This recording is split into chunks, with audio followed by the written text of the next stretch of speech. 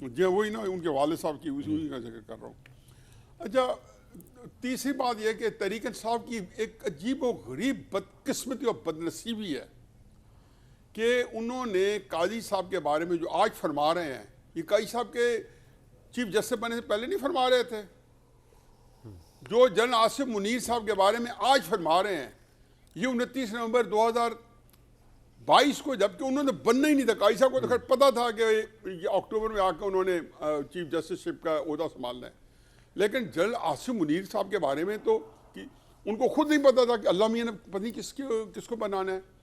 और 3 महीने पहले लॉन्ग मार्च किया और लोगों से हल्फ क्या लिए जा रहे हैं, जुलूस निकाले जा रहे हैं। तो इसलिए ये एक अजीब व गरीब बात है कि मैंने उनको अक्सर तरीके से वालों को कहता हूँ कि अगर काजी साहब ऐसा बिहेव कर रहे हैं तो आपको शिकायत नहीं बनती कि आप तो कह रहे थे कि वो यही हैं। अब ताहियात नाहली पे आपकी राय क्या है? सुप्रीम कोर्ट की प्रोसीडिंग्स पे आपकी राय क्या है? जो सोशल मीडिया पे दुश्मनाम तराजी की जा रही है उस पर आपकी राय क्या है? इलेक्शन की क्रेडिबिलिटी किस हद तक जुड़ी हुई है इस फैसले के साथ?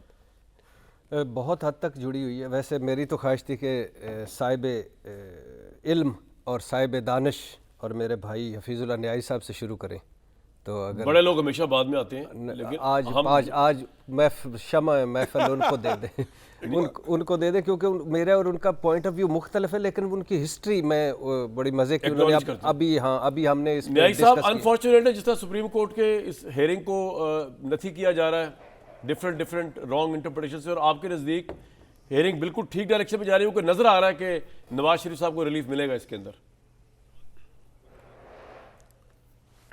देखिए जी कामरान शाहिद साहब, सर आप जैसे वेल वर्स्ड सिक्काबंद किस्म के जो मीडिया एंकर एनालिस्ट, अब वो ये तो जानते हैं हम सारे कि ये जो हेयरिंग होती है तो कोई मतलब नहीं होता। अब दो चीज़ें जहन में रखें। पहली बात तो यह है कि अगर सुप्रीम कोर्ट आज ना बैठे तो क्या 8 फरवरी के बाद बैठे? अगर फ़ायदा पहुंचा या नुकसान किसी को पहुंचना है तो इसे इलेक्शन के लिए पहुंचना है ना। बिल्कुल सही। तो वो कौन सा इंसाफ होगा कि जो मुझे 8 फरवरी के बाद मिले जो ना दें या ना दें अलग बात है, लेकिन एटलीस्ट मेरी बात तो सुने कि भाई मैं इस इलेक्शन में लड़ना चाहता हूँ हफीजुल्लाह न्याज़ी, तो मेरे बारे में आज आप करें। बिल्कुल सही। दूसरी बात यह है कि ये हम इतनी पोलराइज किस्म की हमारी सिस्टम बन गया है। आपने देखा है कि ज़रा जो जाजबू एक आम लफ्ज़ है, जब बोला तो जाहिर है कि मुस्लिम नून और जितने तहरीक इंसाफ के को जो जिनके हाथों तहरीक इंसाफ के हाथों जो तले गए थे एक अरसे से और इन अदालतों के हाथों, तो उन्होंने उसका वो दरगत बनाई कि अब आप जब आम हालात में हम जब कहते हैं गुड टू सी यू, तो लोग आगे से मुस्कुरा पड़ते हैं, यानी कि उसकी जो कॉनोटेशन है, उसकी जो मीनिंग है वही फ़र्क हो गई है। दूसरा, अतम नल्ला साहब ने बात कही कि जी जो है इमरान खान के बारे में इनोसेंट है। अतम नल्ला साहब बड़े जय्यद किस्म के जज हैं और बड़े उनके बारे में दो ओपिनियन नहीं की जा सकती, और इनोसेंट इसलिए कहा कि वो मुल्ज़िम है और कानून में कहते हैं कि अनलेस प्रूवन गिल्टी, ये उसमें बीबी भी बैठी हैं, ये वकालत करती हैं, इनके तो खैर माशाल्लाह एक नस्लों से एक इनका शिकार माशाल्लाह बैकग्राउंड है, इनके वालिद भी बहुत बड़े लोग हैं। जी वही ना, उनके वालिद साहब की उसी का जिक्र कर रहा हूँ। अच्छा, तीसरी बात यह कि तहरीक इंसाफ की एक अजीब और गरीब बदकिस्मती और बदनसीबी है कि उन्होंने काजी साहब के बारे में जो आज फरमा रहे हैं, ये काजी साहब के चीफ जस्टिस बनने से पहले नहीं फरमा रहे थे। जो जनरल आसिफ मुनीर साहब के बारे में आज फरमा रहे हैं, ये 29 नवंबर 2022 को, जबकि उन्होंने बनना ही नहीं था। काजी साहब को तो खैर पता था कि ये अक्टूबर में आकर उन्होंने चीफ जस्टिसशिप का ओहदा संभालना है, लेकिन जनरल आसिफ मुनीर साहब के बारे में तो कि उनको खुद नहीं पता था कि अल्लाह मियां ने पता नहीं किसको बनाना है। और 3 महीने पहले लॉन्ग मार्च किया और लोगों से हल्फ क्या लिए जा रहे हैं, जुलूस निकाले जा रहे हैं। तो इसलिए ये एक अजीब व गरीब बात है कि मैंने उनको अक्सर तरीके से वालों को कहता हूँ कि अगर काजी साहब ऐसा बिहेव कर रहे हैं तो आपको शिकायत नहीं बनती कि आप तो कह रहे थे कि वो यही हैं। लेकिन हकीकत है कि तकलीफ होती है कि अगर एक लोग कौम जो है काजी फाइसा जैसे जायज ना हजम कर पाई और उनको भी कंट्रोवर्शियल बनाया, तो बदकिस्मती है। आप देखें आपको फैसले क्या चाहिए अपनी मर्जी के साहब के खिलाफ सदाएं। लेकिन न्याई साहब जो आज फैसला सिद्दीकी साहब ने पॉइंट्स उठाए हैं, तो जस्टिस मंसूर अली शाह आज फरमा रहे थे कि जी ज़्यादा बेहतर मामला ये है कि इसको पार्लियामेंट भेज दिया जाए उसका भी तो कुछ वेटेज है ना। अगर ऐसा भी नहीं हुआ और इसको हेस्ट में फैसला कर दिया जाता है तो फिर क्या जज देखेंगे? मेरा ख्याल है कि मैंने भी मंसूर शाह साहब की बात, ये भी मैंने मंसूर शाह साहब की बात सुनी है, उनका शायद रेफरेंस ये हो, और ये बात एक किसी और पैरा में काई साहब भी कह चुके हैं कि जब पार्लियामेंट ने जिस पे कानून साजी की है, जिसको सुप्रीम कोर्ट कंडीशन क्या है, वो कहते हैं जी चाहे कुछ भी है, चूंकि सुप्रीम कोर्ट का डिसीजन है तो एक कानून जो है वो नलिफाइड है। ये भी उस्मा ज़्यादा अच्छी तरीके से एक्सप्लेन करेंगी।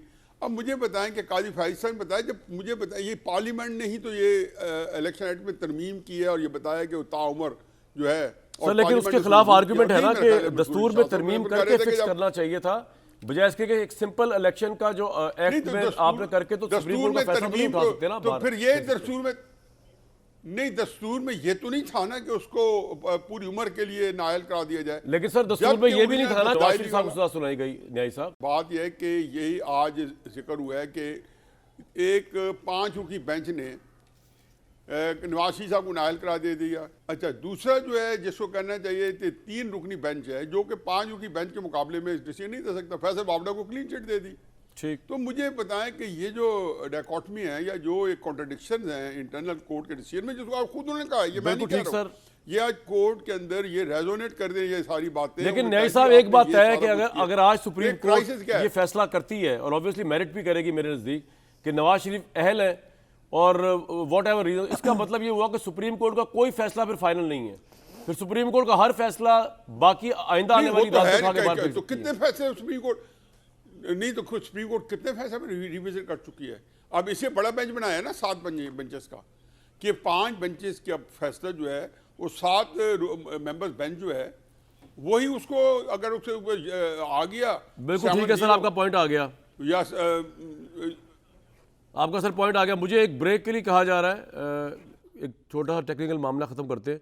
ब्रेक के बाद उस्मा बुखारी साहिबा और इरशाद भट्टी साहब, क्योंकि भट्टी साहब जो है उनके ख्यालात गुजरा बिल्कुल मुख्तलिफ है सुप्रीम कोर्ट की इस हेयरिंग के ऊपर, और ऑब्वियसली मेरा तो सिर्फ इतने इंसाफ जो है वो सिर्फ होता हुआ नज़र नहीं आना चाहिए, इंसाफ एक्चुअली होना चाहिए। क्योंकि होता हुआ तो शेक्सपियर का ड्रामा भी जो हम देख सकते हैं वो होते हुए बड़ा कुछ नज़र आ रहा होता है, लेकिन एक्चुअली वो ड्रामा ही होता है। तो फैक्ट नज़र आने चाहिए। एक ब्रेक के बाद जी वापस आते हैं।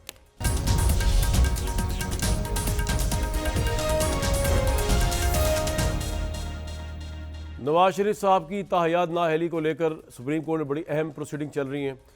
भट्टी साहब, एक तरफ सुप्रीम कोर्ट पे सोशल मीडिया में तहरीक इंसाफ की तरफ से बहुत तनकीद हो रही है, दूसरी तरफ न्यायी साहब की बातों में वजन है कि अगर सारे केसेस ही झूठे थे तो फिर ताहयात नाअहली की भी तो कोई बुनियाद नहीं बनती ना। Your take. देखिए, पहली बात तो ये है कि ये ये ज़हनों में रहे कि ये नाअहली ये जो सुना जा रहा है, ये ज़ाहिर है मियां मोहम्मद नवाज शरीफ साहब को फ़ायदा पहुँचेगा। और 7 रुकनी बेंच जो बैठा है, फ़ाइज़ ईसा काज़ी साहब को ख़ुद भी एहसास हुआ तो उन्होंने कहा कि ये मत समझा जाए किसी एक जमात की हिमायत का। ज़ाहिर है, और इसके अलावा है क्या? जब वो कहते हैं कि इलेक्शन सर पर है, फ़ैसला जल्दी करना है, तो क्या मतलब है? इलेक्शन के बाद फ़ैसला कर लें। नाअहली है ना, नाअहली ख़त्म करनी है ना, एक वंस फॉर ऑल एक मसला हल करना है। तो ये आईनी मसला इलेक्शन से पहले क्यों? इलेक्शन से पहले कौन है जो इनसे अफेक्ट होता है? जहांगीर तरीन साहब और नवाज शरीफ साहब। वो तो मैं वैसे कह रहा हूँ, तो नवाज शरीफ साहब। तो ये एक दूसरा मुझे समझ नहीं आती कि फ़ाइज़ ईसा काज़ी साहब कहना क्या चाहते हैं। कभी वो कहते हैं अगर यही कवानीन होते 2002 में तो कायदे आज़म भी नाअहल होते। भाई, कायदे आज़म पार्लियामेंट में झूठ बोलते थे, कायदे आज़म सुप्रीम कोर्ट में जालसाजी करते थे, कायदे आज़म कतरी खात, ट्रस्ट डीड, कैलबरी फाउंट, और जो कायदे आज़म की मनी ट्रेल नहीं गुम हो गई थी, कायदे आज़म के बच्चे अरबपति थे और उनको पता ही नहीं था, कायदे आज़म कहाँ से आ गए? फिर वो अच्छे कहते हैं शुक्र अल्हम्दुलिल्लाह ये आर्टिकल 1F की अहलियत का मेयार जजेस के लिए नहीं। भाई, इसका मतलब है कि आप नहीं है इस पे पूरे उतरते। और डिक्टेटर की शिक है तो 40 साल उसके पीछे कई हुक्मरान डेमोक्रेट गए, उन्होंने बदली क्यों नहीं? रज़ा रब्बानी साहब कर सकते हैं, 18वीं तरमीम। हाँ, बदले ना इसको, क्यों नहीं बदली? बदले इसको क्यों, अगर आप नहीं समझते। और फिर ये क्या हुक्मरान को सच्चा नहीं होना चाहिए? क्या हुक्मरान को ईमानदार नहीं होना चाहिए? क्या हुक्मरान को दयानतदार नहीं होना चाहिए? और अगर एक हुक्मरान सच्चा ना निकले, ईमानदार ना निकले, दयानतदार ना निकले, रंगे हाथों पकड़ा जाए, 5 साल बाद फिर आए एक मुल्क उसको सौंप दें। आप घर में कुक रखें, सिक्योरिटी गार्ड रखें, नौकर रखें, वो चोरी करे, आप कहें तो उसको हमेशा के लिए निकाल देंगे। 1 महीने बाद आ जा दोबारा से। तो और फिर दूसरी, अच्छा फिर आज उन्होंने देखिए हल क्या निकाला है, मैं हैरान हो गया हूँ। सारे मामले का हल इस्लाम में मौजूद है। फायज़ सकाई साहब फरमा रहे हैं कुरान पाक में बताया गया कि इंसान का रुतबा बहुत बुलंद है, इंसान बुरा नहीं होता, इसके अमाल बुरे होते हैं, किसी को ताहियात नायल करना इस्लाम के खिलाफ है। 62(1)(f) इंसान को बुरा कह रहा है, अगर कोई शख्स गुनाह से तौबा कर ले तो माफ़ी मिल सकती, तो फिर जेलों में जाए ना फायज़ ईसा काजी साहब, सारों से कहें, वो भी बेचारे बेगुनाह बैठे हुए हैं, अंदर बैठे हुए दूसरे मुल्ज़िम करे, जो इसका मतलब है जो कत्ल करता है एक तौबा करे छोड़ दो, जो रेप करता है तौबा करे छोड़ दो, और फिर ये इनफरादी है, ये मुल्क का आप उसके हवाले कर रहे हैं। तो जिस बंदे के मुल्क, छोड़ दीजिए नवाज शरीफ साहब, छोड़ दीजिए कोई भी, आप क्या करना चाहते हैं कि जो ये वो मुआशरा है जिस ये मगरब एक दूसरा यूरोप, बरतानिया, अमेरिका, जहाँ इल्ज़ाम भी लग जाए लोग घरों चढ़ जाए, यहाँ रंगे हाथों पकड़े जाता है तो वो कहते हैं कि नहीं जी साडा तो जरा बंदा बाबा उत्ते ही है। उस मुआशरे में आप एक बंदे को सर्टिफिकेट दे रहे हैं और आपने एक लाइव समझाई, एक तरफ आप कहते हैं कि इस्लाम को दरमियान में ना लाओ, खबरदार इस केस में इस्लाम को लाए, दूसरी तरफ इस्लाम की अब कुरान की मिसालें दे रहे हैं।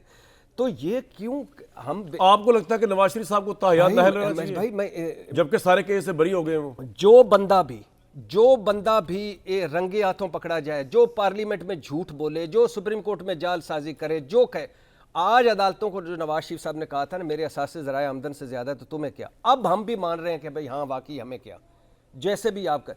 तो जो बंदा भी हो, इमरान खान हो, जरदारी साहब हो, नवाज शरीफ साहब हो, जो बंदा एक मरतबा रंगे हाथों पकड़ा जाए उसको 5 साल बाद फिर आप मौका दे रहे हैं कि फिर से आए और फिर से लुटे और फिर से पुटे। तो ये फायज़ ईसा काजी साहब जो मोहतरम जज हैं, पाकिस्तान की सबसे बड़ी चेयर पे, जस्टिस की चेयर पे बैठे हैं और एक तरफ से कहते हैं कि जो तपश बर्दाश्त नहीं कर सकता वो किचन में ही ना खड़ा हो, और एक तरफ से फरमा रहे हैं। इसका मतलब है कोई बुज़दिल आदमी सुप्रीम कोर्ट ना जाए, इसका मतलब है वही जाए जो हर कोई अपना करे। मैं तपश बर्दाश्त नहीं कर सकता, मुझे अदालत नहीं जाना, चढ़ाइयाँ कर दो। तो ये क्या, तो यू स्टैंड फॉर के नवाज शरीफ की ताहियात नाअहली खत्म नहीं होनी चाहिए, उनके जो जुराइम और अगर ये उनके लिए नहीं है तो इलेक्शन के बाद करें। और दूसरी बात यह है कि ये कैसे कर सकते हैं कि कल एक सुप्रीम कोर्ट एक और फिर इलेक्शन एक्ट में किसने तरमीम की थी? एक जाली और अधूरी असेंबली ने, एक जाली और अधूरी असेंबली ने इलेक्शन एक्ट में तरमीम की थी। और फायज़ ईसा काजी साहब आज आइन के साथ खड़े होते हैं, उस वक्त कहाँ थे जब कि पंजाब और केपी में आइन टूट रहा था, जब मरकज में जस्टिस तो नहीं थे ना उस वक्त सुप्रीम कोर्ट में मौजूद थे जी, मौजूद थे कि नहीं मौजूद थे जी। और ये मैं एक मरतबा पहले भी कह चुका हूँ कि जब बगदाद पे वो हलाकू खान ने हमला किया तो अंदर क्या हो रहा है, चंगेज़ खान के मिसवाक का शरी साइज कितना है, पॉइंट आ गया जी आपका, हलाल है या हराम है, ऑल अगेंस्ट नवाज शरीफ साहब लाइफ टाइम के 5 साल लगी जाए।